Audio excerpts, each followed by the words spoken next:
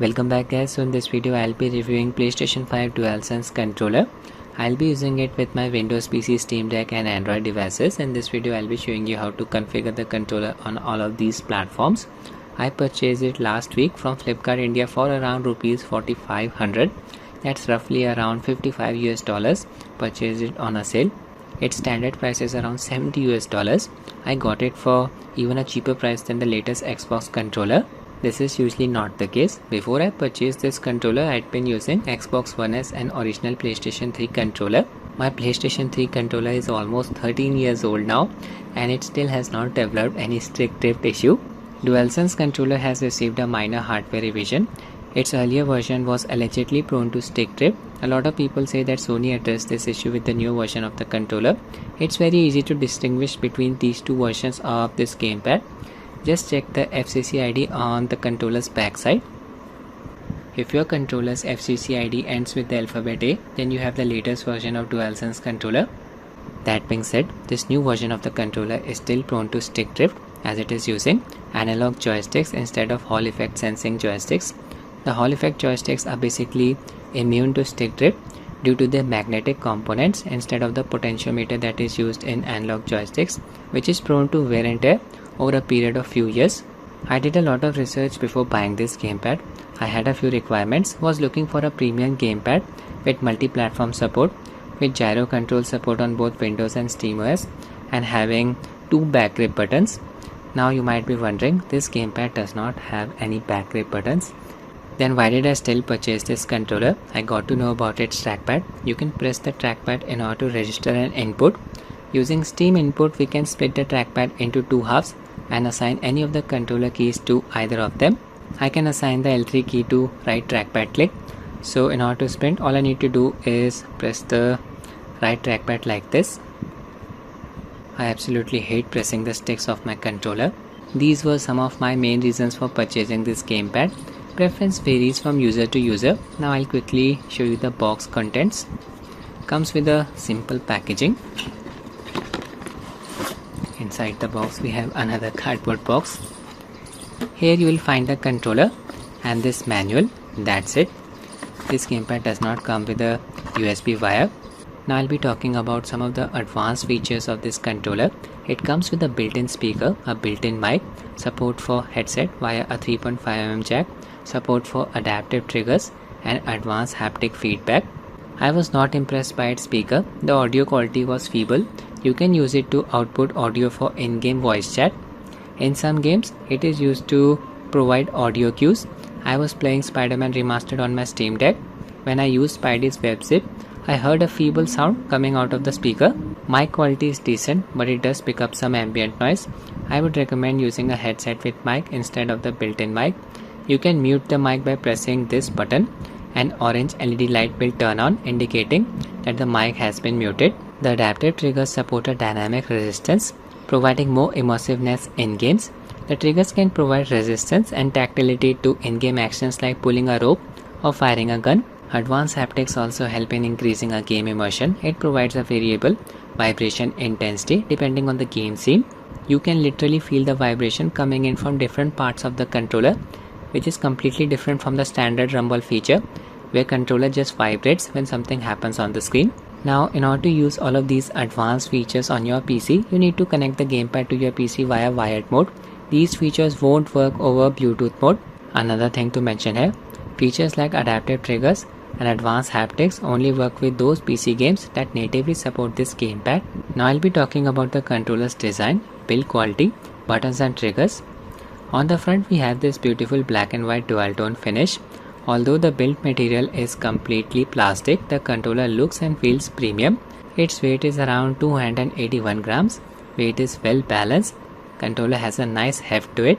The long grip handles on the front have a smooth finish. The D-pad and face buttons use transparent plastic keys. They go in deep, don't wobble at all, and provide a tactile feedback. I did not like the share and start buttons at all. You need to press them in the central area in order to register any input.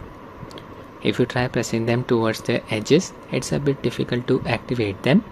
PlayStation logo is black in color with a completely black background. In my opinion, Sony should have gone with a transparent plastic key for it, just like the one on PlayStation 3 controller. The trackpad is large, provides a tactile feedback, not a clicky one, thank God. Its left, right and bottom sides include LED lights. The controller uses a symmetrical layout for its sticks unlike Xbox One controller. The rubber material of the sticks feels quite nice. These sticks come with thick rounded edges and have a rougher texture as compared to their central areas. For the thumbsticks, I would recommend using thumb grips in order to avoid their wear and tear. Otherwise, you'll end up with these melted sticks. On the top side, we have this Type-C port for the purpose of connecting and charging the controller. The shoulder buttons are big in size and they come with a rough texture finish. Even the triggers come with a rough texture finish. The trigger go in quite deep.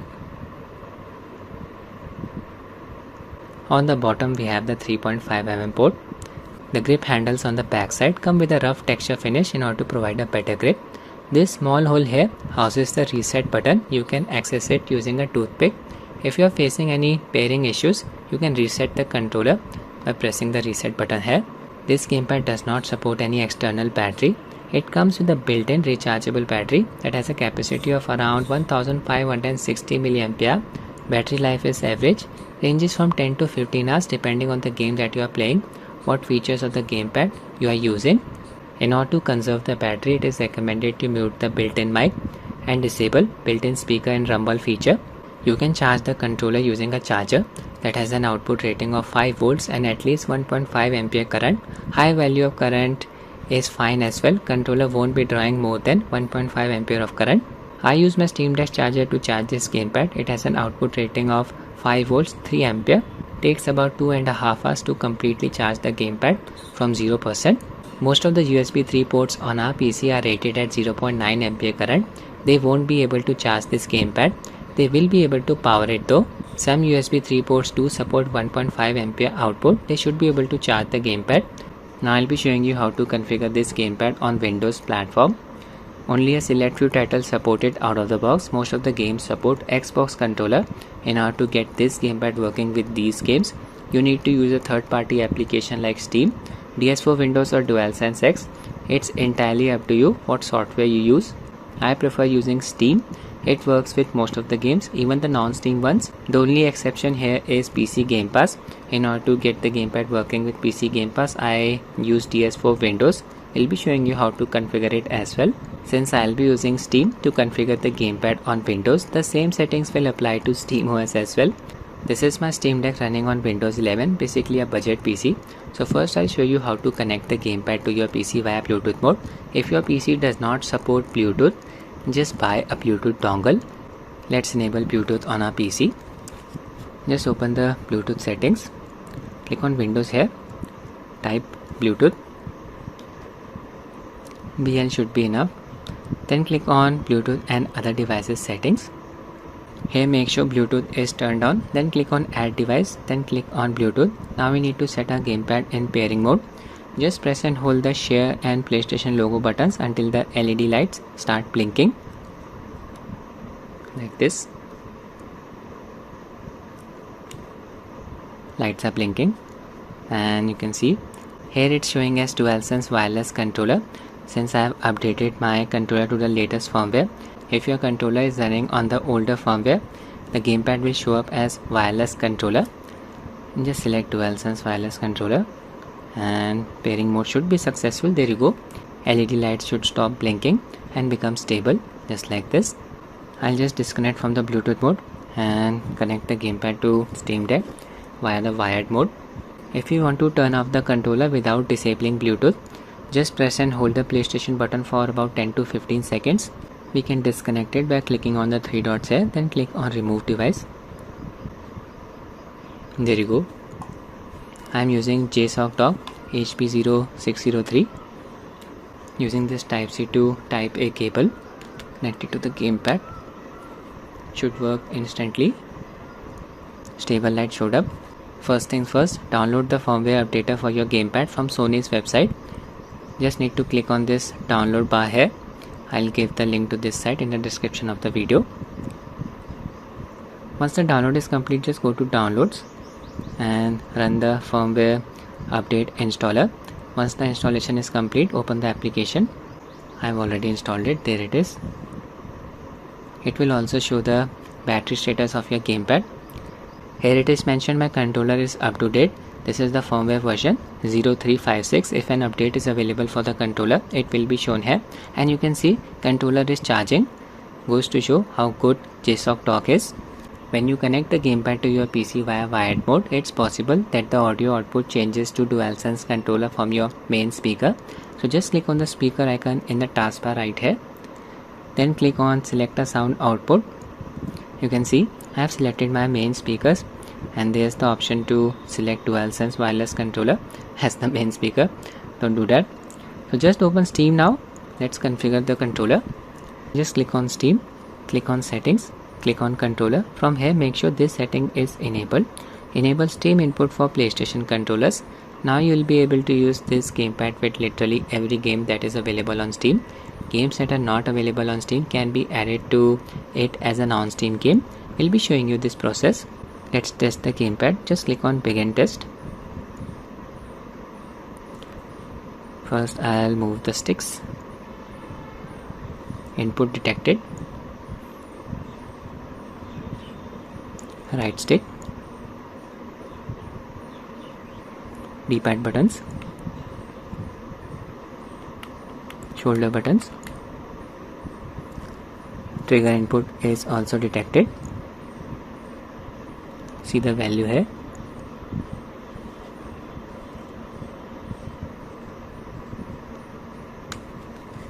Face buttons. So this is the easiest way to test the gamepad. All controls are working. Calibration and advanced settings. First we have the joystick setting. From here we can calibrate the dead zone area for the left and right joysticks of our gamepad. I have selected the left joystick, and this is the small default dead zone area that is present in it. It is not recommended to completely remove this dead zone area, otherwise it will make the stick very sensitive. A small dead zone area is also helpful in countering the inevitable stick drift. In order to change the size of the dead zone area, just press the X key, select the slider, press the X key again. PlayStation buttons are shown in the bottom. Now you can adjust the slider. I just reduce the dead zone area. Minimal. Let me test this. Press the triangle key. Even the slightest movement of stick is detected. Pointer is moving. This is why it's not recommended to set the dead zone area to minimal. I'll just reset to default setting. Press the square key. There you go. You can increase the size as well. Same process. Just move the slider in the right direction like this. Reset to default. You can configure the setting for right joystick. Press the R1 key. Same process. Test the joystick. Press the triangle key.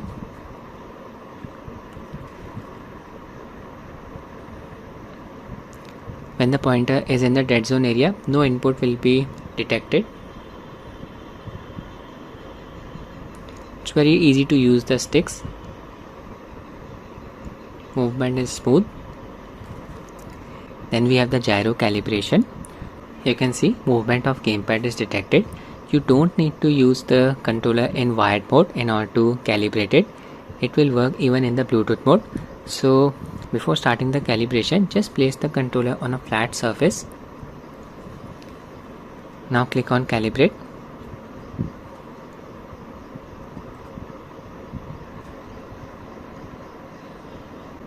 Then click on OK. That's it. The process was that simple. Then we have output settings. From here you can enable or disable game rumble. LED settings, very important. From here you can change the color. You can see blue color. I'll just switch to red color. Move the slider towards red. Color change. LED saturation value can be changed from here. LED brightness has been lowered. So this is how you configure your gamepad. The process is literally the same on SteamOS. This is Steam after all. Just go back to controller settings, scroll down, idle gamepad shutdown timeout. You can change it from here. I'll set it to 5 minutes. Now this is the desktop layout. We can configure it as well. These controls will get activated when we exit from Steam. By default it is set to disable. Do not map any keys to it if you plan on using the gamepad with non-Steam games. Otherwise a key conflict can occur. I'll just use a layout for it to show you its usage. We'll use this recommended layout, official layout for desktop configuration. You can see all of the keys. Apply layout by pressing the square key. The layout has been applied. Minimize Steam. There's the desktop and you can see even the trackpad is working. Mouse is moving. In order to simulate the left mouse click, need to press the right trigger. Selected the application. I can even use the gyro controls with the desktop configuration, all thanks to Steam. In order to simulate the right mouse click, need to press the left trigger. You can see it work. I'll just disable the desktop configuration. Go to the controller setting, desktop layout, edit, set it to disabled. Now let's test the game. First I'll be running a game that officially supports this gamepad, Spiderman Remastered. For these games you need to make sure Steam input is disabled, otherwise the advanced features of DualSense controller like adaptive triggers and haptics won't work at all. The gamepad will just work as an Xbox controller. So in order to disable Steam input, just click on the settings icon here, click on properties, click on controller. Here make sure override for your game is set to disable Steam input. Let's start the game. You can see the official PlayStation glyphs. They will only appear in those games that officially supports this gamepad. Gamepad settings. You can see haptic feedback and adaptive trigger setting enabled. These features will work as I have connected the gamepad to my PC via wired mode. Here's Spidey. I can experience the resistance in the triggers while swinging.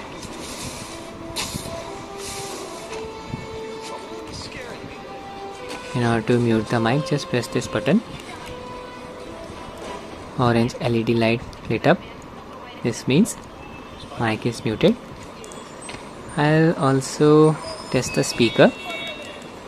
Just minimize the game. I'll press Alt plus Enter keys.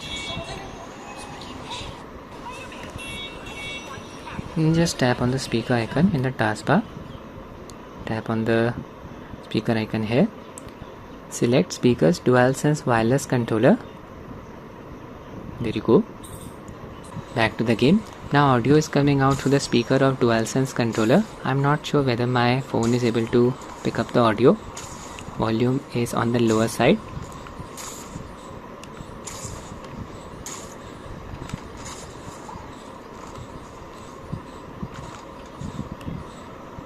Just playing a YouTube video. Audio is coming out through the speaker of DualSense. So here you can use it as a main speaker as well.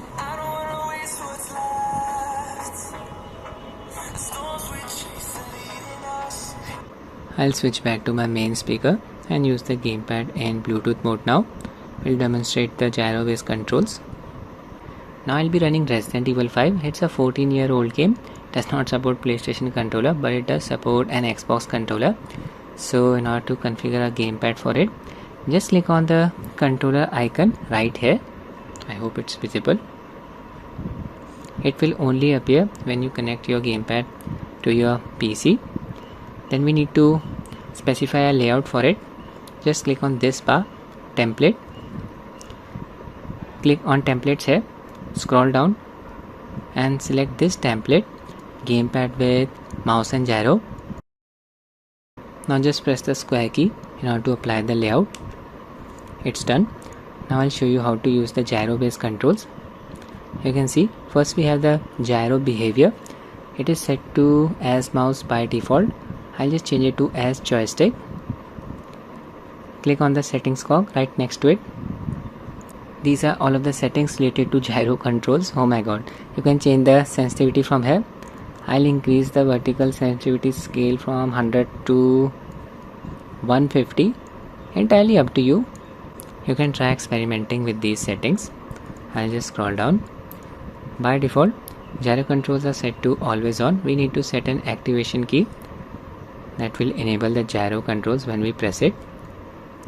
So just click on the bar next to gyro enable button. I'll change it from always on to left trigger full pull. It's up to you. You can use any other key. We are ready to use our gyro controls. That's it. You can also remap any of the controller keys if you want. Just click on edit layout. Now let's just say I want to swap the shoulder buttons. Assign right bumper to L1 key and left bumper to R1 key. I'll just click on the bar next to L1 key. From here I'll select right bumper, and now I'll click on the bar next to R1 key and select left bumper. You can literally do this for any of the keys. Now I'll show you how to configure the trackpads. Just click on the trackpad setting here. Right trackpad behavior, set it to single button. By default, right trackpad click is set to start. I'll just set it to R3 key. It's entirely up to you. This is the R3 key, select it. You can also assign any of the controller key to a mouse or keyboard key. The process is very simple. Just click on the bar. From here you can select mouse. This is for gamepad, this is for mouse. I'll just select left mouse click. You can see it changed to left mouse click. Now go to keyboard. I'll just set the right trackpad click to enter. It changed to enter key. This is how it's done, so simple. I'll go back to R3 key. Again, it's entirely up to you. Left trackpad click. By default it is set to select. I'll change it to L3. There you go. Other trackpad options are also present. This is the single button behavior. You can also use it for setting radial menus. These are the configurations for joystick. Triggers. You can assign keys to triggers, soft pull. Lot of customization is available. D-pad. We are ready to run the game. If you want to access the controller settings without exiting the game, I recommend running the game in Steam Big Picture mode. I'll show this for the next game. I'll just start the game from here. Our game has started and you can see the Xbox controller prompts. Controller is working. There's Chris. I'll check out the controls. Sticks are working. Sprint, L3 button, working. D-pad buttons, working. Start key, nothing by pressing the select key. Controller is vibrating in Bluetooth mode. Come on. Okay. All of the controls are working. So let's check out the gyro based controls. In order to activate gyro, press and hold the left trigger, and you can see our controls are working. It's for precise aiming.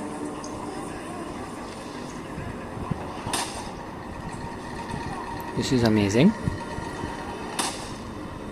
This is why I purchased this gamepad, using it in Bluetooth mode.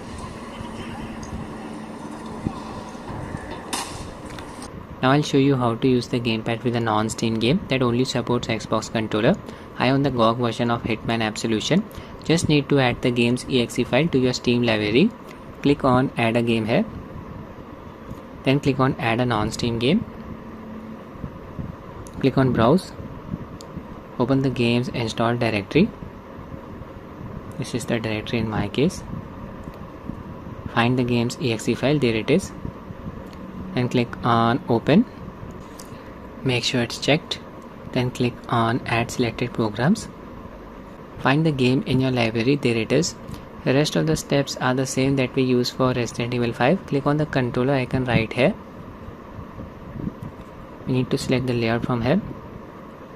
Go to templates. Select gamepad with mouse and gyro. Apply. Press the square key. Gyro behavior, I'll set it to as joystick. Activation key, I'll set it to left trigger full pull. We are ready to run the game. Go back. This time I'll start the game from Steam Big Picture mode. Click on view, click on Big Picture mode. This is the interface that Steam Deck uses. Need to find the game library. Non-Steam, HMA. Start it from here. Alright, the game has started and you can see our controller is working. This is amazing. Even the gyro-based controls are working. In order to access the controller setting, just press the PlayStation logo button.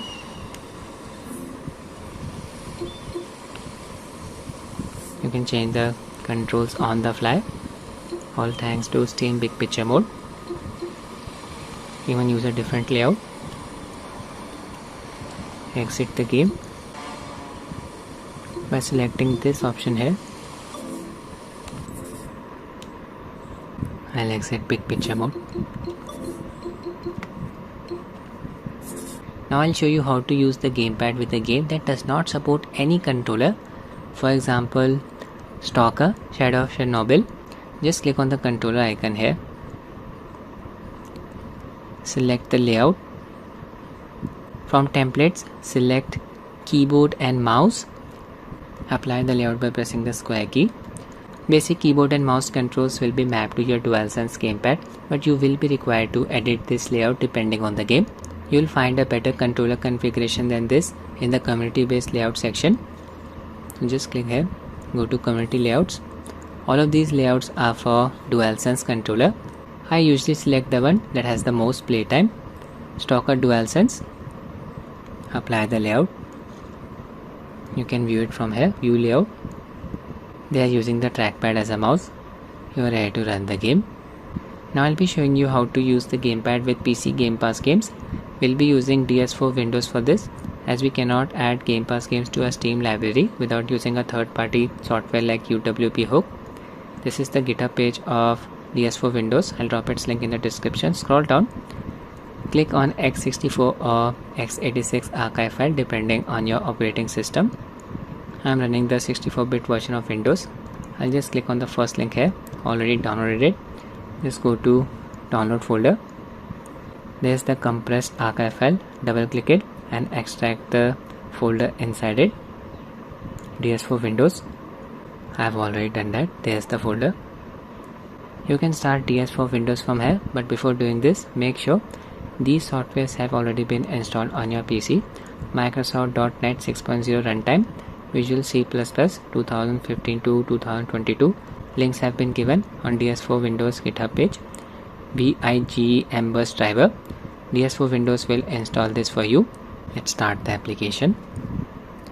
This software was originally developed for PlayStation 4 controller. By default, Dualsense support is disabled. Just go to settings. Go to the extreme right side. Click on device options and make sure this setting is checked, Dualsense controller support. When using the software for the first time, it is recommended to connect the gamepad to your PC via wired mode in order to get the gamepad detected. My gamepad is already paired, so I'll just enable the gamepad in Bluetooth mode. It should get detected. There you go, Dualsense. It's also showing the battery percentage, 87. You can create individual profiles as well. Status, Bluetooth. LED color can be changed from here. Use custom color. It's up to you whether you want to use this application or Steam. When you are using DS4Windows, make sure Steam is not running in the background to avoid any controller conflict. Steam exit. So now I'll be running a PC Gamepass game. Make sure DS4Windows is running in the background. For the purpose of testing, I'll just run Dead Cells. There it is. Alright, the game has started and you can see our controller is working. Xbox prompts. Here's a character. Even vibration is working over Bluetooth mode. So this was the complete Windows configuration for this gamepad. Now I'll move on to SteamOS. This is SteamOS running in gaming mode. Everything is straightforward here. SteamOS supports PlayStation controllers out of the box. Even my PlayStation 3 controller worked with it. So I'll just connect DualSense controller to Steam Deck via Bluetooth mode. Press the Steam button. Go to settings. Go to Bluetooth. Make sure Bluetooth is enabled. Now press the share and PlayStation logo buttons on your controller until the LED light flashes. Hold the keys. There you go.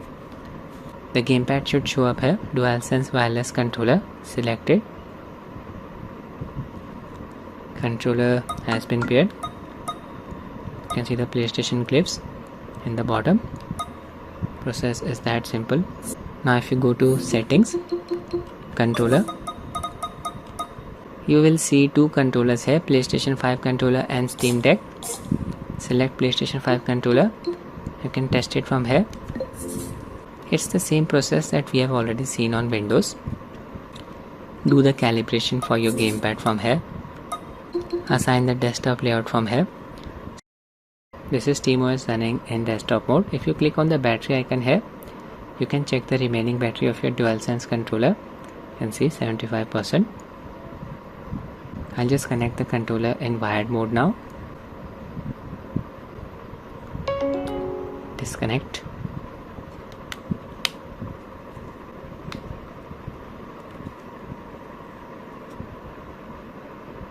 There you go. Now I'll be running Uncharted 4. This game officially supports DualSense controller, so you need to make sure Steam input is disabled.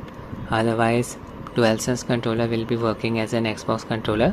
Select the controller icon here and make sure DualSense wireless controller is selected. Next to Steam input, you should be seeing enable Steam input.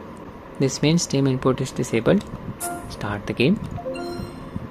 Game will use its built-in controller support. We are in the menu and you can see the PlayStation controls. Game has started. You can experience the resistance and triggers. Works very nicely. Now I'll be using the gamepad in Bluetooth mode and show you the gyro based controls. Connected the gamepad via Bluetooth mode. There is Resident Evil 5. Same layout that I used on Windows. Gamepad with mouse and gyro. Gyro behavior set to as joystick. Activation key set to left trigger full pull. There's Chris and you can see our Bluetooth gamepad is working. Test the gyro controls. Press and hold the left trigger. Gyro is working. Perfect. Even our trackpad is working. Using a different configuration on Steam Deck. I am using my trackpad as a mouse. Depends on you. I will be trying out the next game. Stalker, Shadow of Chernobyl. This game does not support any gamepad. Already shown you its controller configuration on Windows. I am using this layout. Stalker DualSense uploaded by Mario Killer. Start the game. Now we're in the menu and you can see I can move the pointer using the trackpad of DualSense controller. Game loaded up. You can see our gamepad is working.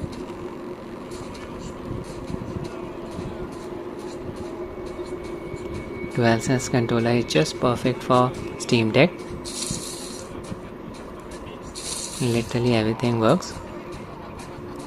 Now I'll move on to the Android platform. We are done here.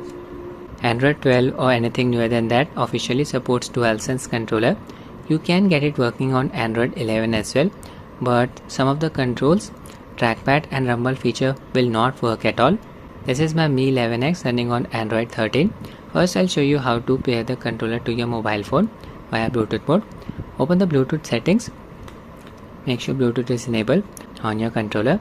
Press and hold the share and PlayStation logo buttons until the LED lights start blinking.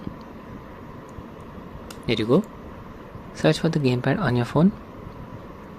It should be under available devices. There it is. Lights should stop blinking when we tap on pair. They are stable now. Controller is working. I tested the controller with a lot of Android games that support Xbox controller. This gamepad worked as well. I'll be running GTA Vice City Play Store version to demonstrate this. Here the game has started. I can look around using the right analog stick, move using the left analog stick. Controller prompts are not showing, as you can see. All of the controls are working, even the triggers are working. This gamepad has no support for trackpad. It varies from game to game. This is Rush Rally Part 3. It supports Xbox controller. Game started and you can see our controller is working just fine. So any game that supports Xbox controller should be playable using Dualsense controller as well. You can always map the touch controls to Dualsense controller using a key map application like Octopus. I even tried out emulators like EtherSS2, Dolphin, Citra, PP, SSPP and Yuzu. Gamepad worked with all of them out of the box. In EtherSS2, even the rumble feature was working over Bluetooth mode. Now I'll be trying out some cloud gaming services. First I'll be running GeForce Now. I'll be testing Cuphead on GeForce Now. I have the premium membership of GeForce Now SoftBank. Japan based server. We'll be using it from India. I usually get a latency of around 150 milliseconds. So there will be some minor input delay. On Android 11, some of the controls of this gamepad will not work with GeForce Now. You need to use Android 12 or any ROM newer than that. The run gun started. Dualsense controller is working as an Xbox controller. All of the controls are working. I'll be trying out the next service. This is the browser version of xCloud. Again, I'll be using the Japan based server from India. Alright, the game has started and you can see Dualsense controller is working with Microsoft's xCloud cloud streaming platform. You want me to pop this guy? Reload by pressing the 0 key. He's looking at me. So guys, the gamepad worked very nicely on Windows, SteamOS and Android platforms. Highly recommended from my side. If you have any doubts, you can always ask in the comment section. I'll end the video here. I hope you found it useful. Thanks for watching and have a nice day.